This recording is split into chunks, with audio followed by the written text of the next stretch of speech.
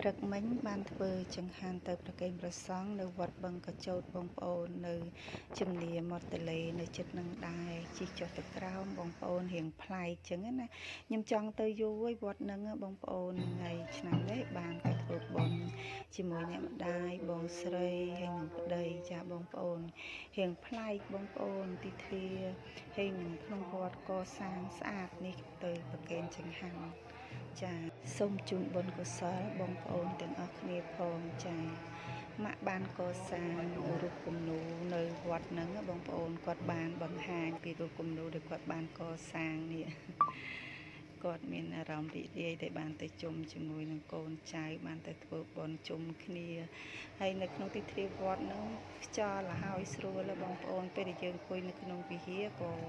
ខ្យល់លហើយខ្យល់ធម្មជាតិមិនមែនទាំងហាលទេចានេះមកកន្លែងភ្នំខ្សាច់ចាបងប្អូនអុជធូបហើយក៏បានដាក់ដូចហ្នឹងហើយក៏ប្លែកបងប្អូនមានរូបនេះមានអីទាំងទៅស្អាតហើយទៅឲ្យចង់គួរឲ្យចង់ទៅទៀតណាបងប្អូនសកម្មភាពវត្តជួបញាតិនៅក្នុង